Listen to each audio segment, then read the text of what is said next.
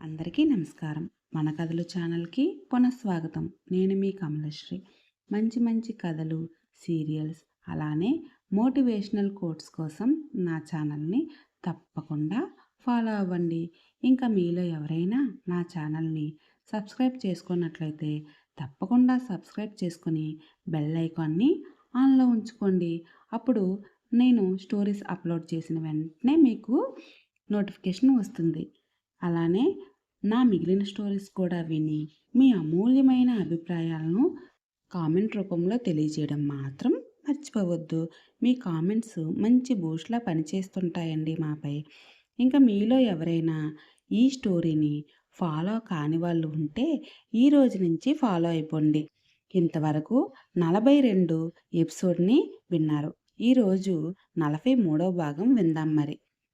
ముందు రోజు పార్టీలో ఎంజాయ్ చేసిన మహి గాఢ నిద్రపోయాడు. అతనికి కాఫీ ఇవ్వడానికి వచ్చిన వీణ సార్ సార్ అని పిలిచినా కూడా అతను పలకకపోవడంతో మహిని అలానే చూస్తూ మహి ఉండిపోయింది. మహి గాఢ నిద్రలో ఉన్నాడు అనడానికి సింబల్గా అతనిలో కాస్త కూడా చలనం లేదు. అలానే అతని వదనం కూడా చాలా ప్రశాంతంగా ఉంది. అతన్ని ఓసారి చూసి చాలా రోజులకు ప్రశాంతంగా పడుకున్నట్లుగా ఉన్నారు సార్. కాసేపు పడుకోండి. మీరు లేచాక కాఫీ ఇస్తాను అని వెనుదిరగబోతూ ఉండగా వినిపించిన వాయిస్‌కి వెనక్కి తిరిగి చూసింది వీణ. అక్కడ ఎవ్వరూ కనిపించలేదు ఆమెకి.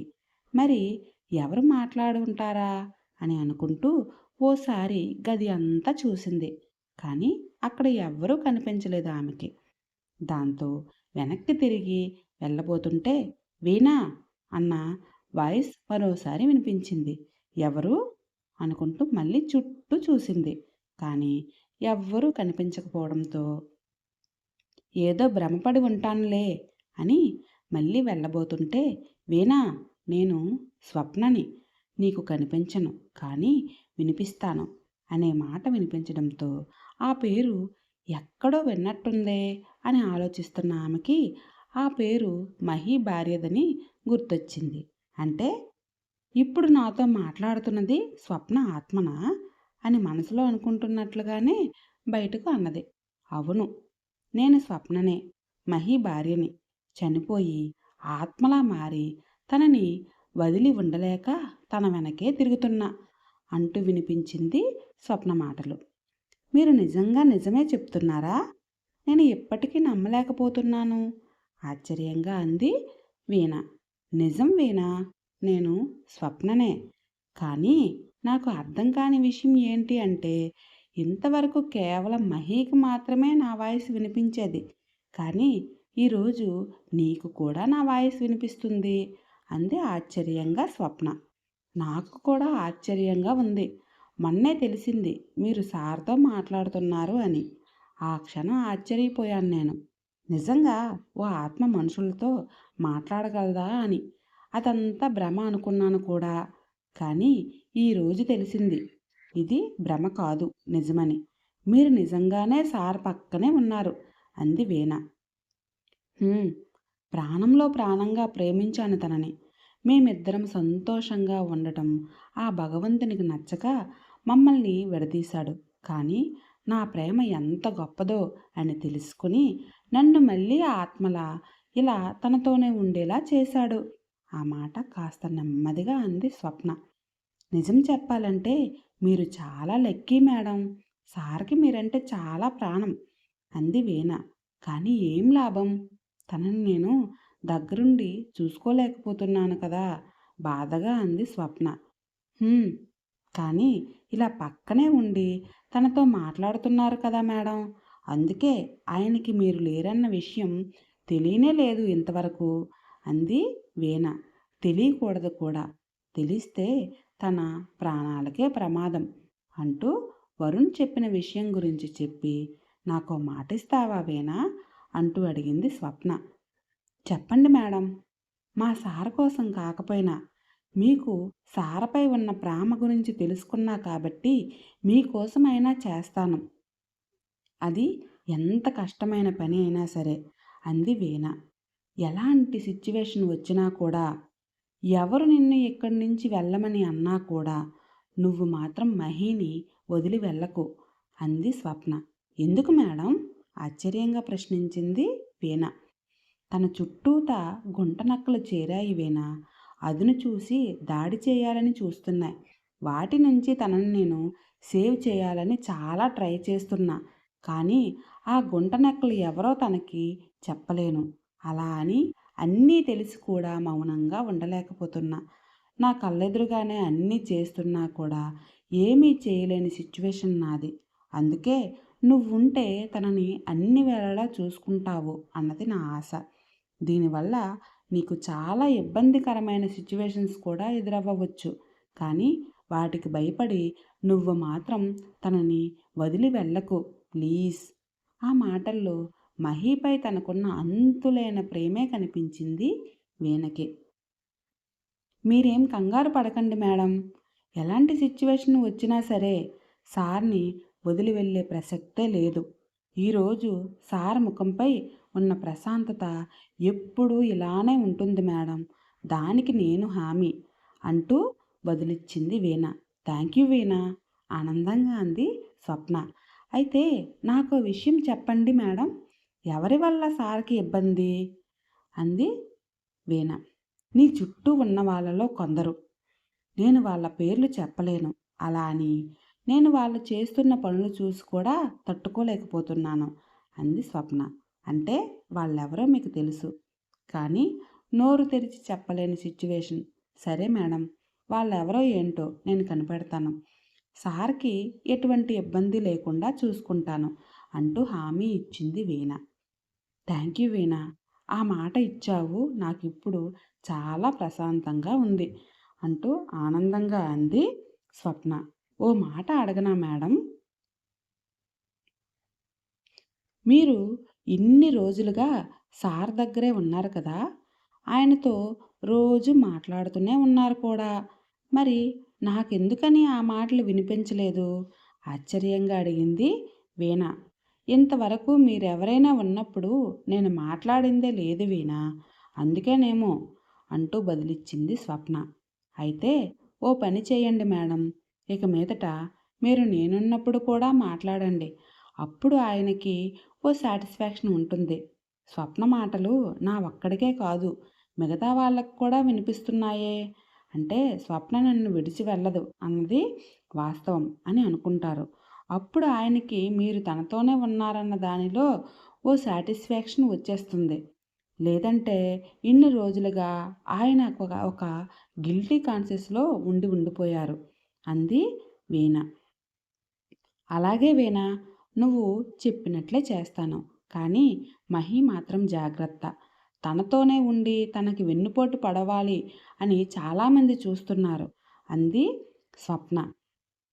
నాకు చెప్పారు కదా మేడం, వాళ్ళెవరో మీరు చెప్పకపోయినా నేనే కనిపెడతాను. వాళ్ళేదైనా చేయాలి అంటే వాళ్ళ తోలు తీసి మూట కట్టి వెళ్ళి మూసీ నదిలో పడేస్తా. వీణ అంటే ఏంటో వాళ్ళకి తెలిసేలా చేస్తాను గంభీరంగా అంది వీణ. అంత ధైర్యం నీకుందని నాకు తెలుసు వీణ. నేను నీ గురించి చనిపోయిన మీ అమ్మా నాన్నల్ని నీ చెల్లెల్ని అడిగి మొత్తం తెలుసుకున్నాను.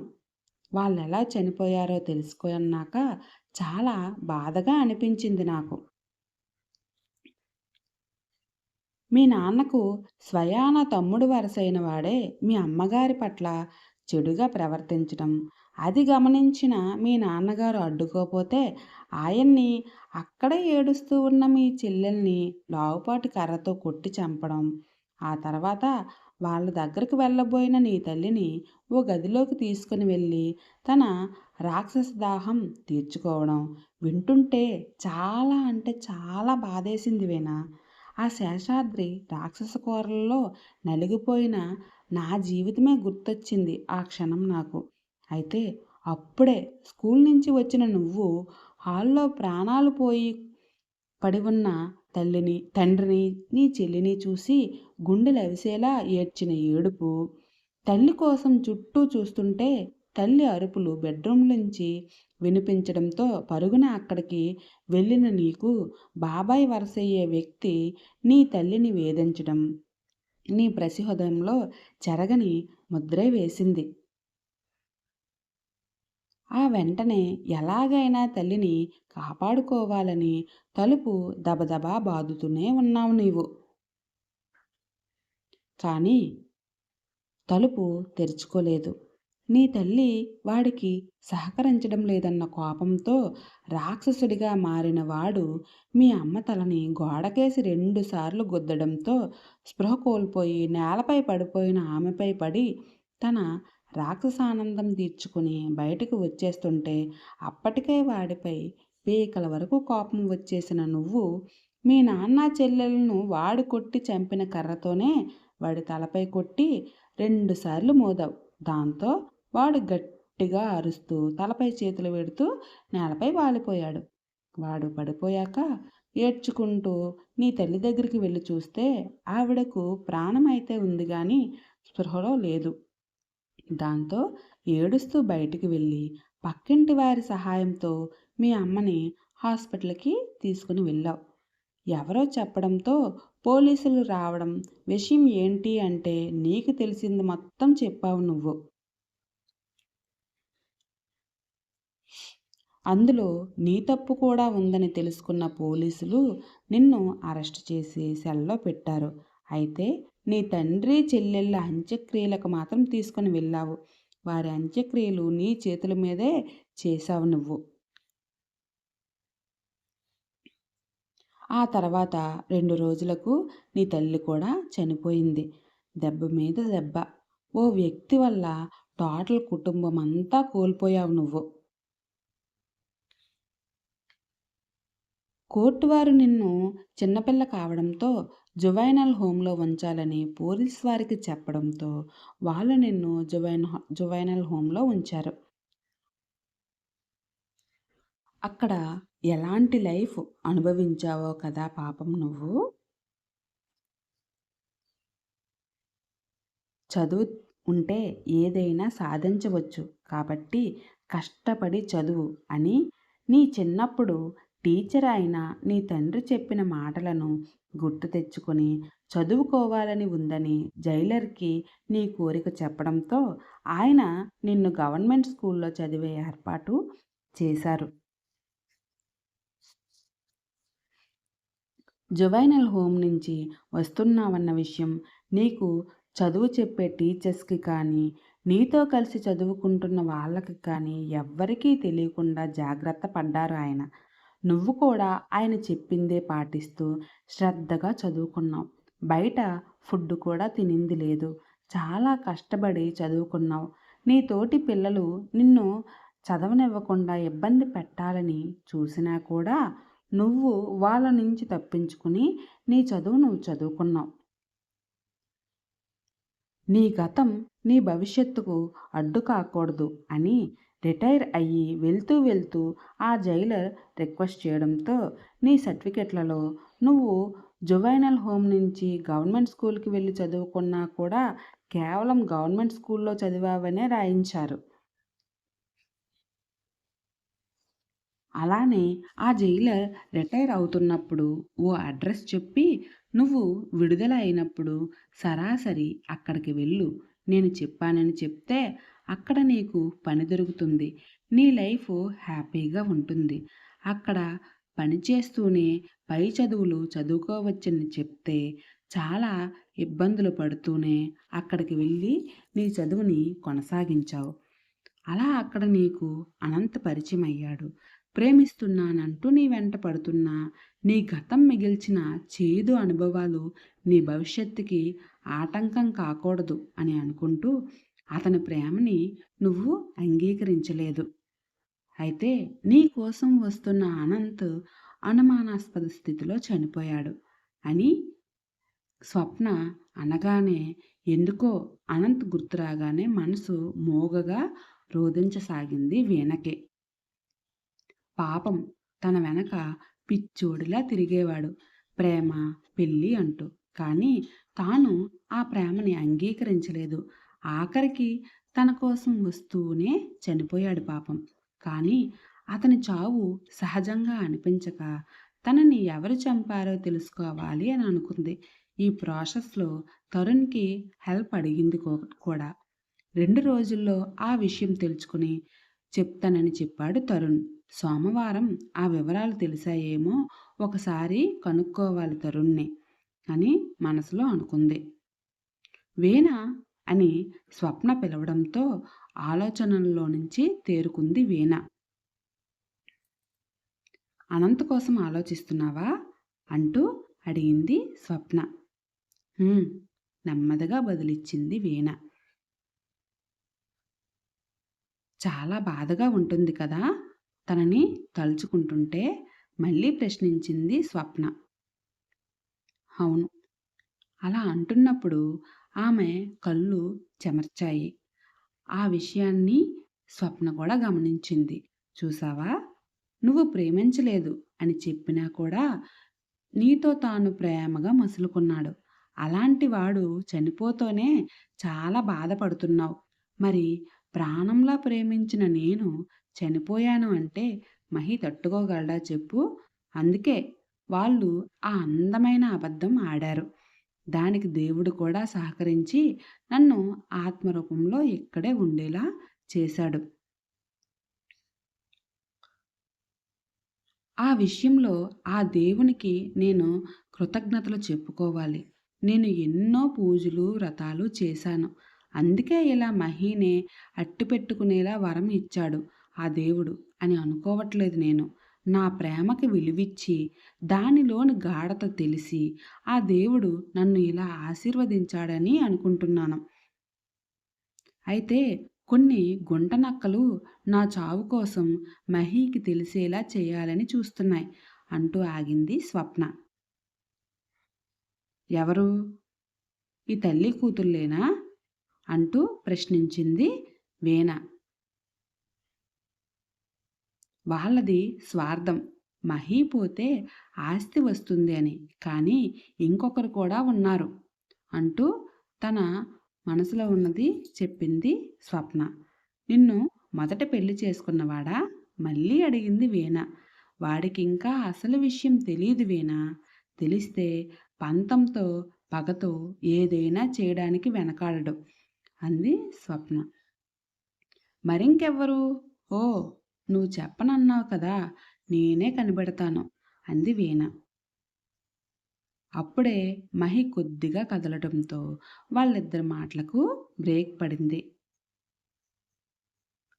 ఆ తర్వాత వీణ ఆ గదిలో నుంచి బయటికి వచ్చేసింది.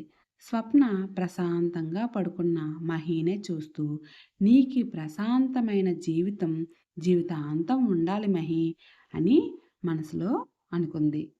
మరి ఆ వ్యక్తి ఎవరో వీణ కనిపెట్టగలదా? తెలుసుకోవాలంటే తప్పకుండా ప్రాణంలో ప్రాణంగా సీరీస్‌ని ఫాలో అయిపోండి. నచ్చితే లైక్ చేసి, కామెంట్ చేసి, షేర్ చేయండి. Thank you for watching.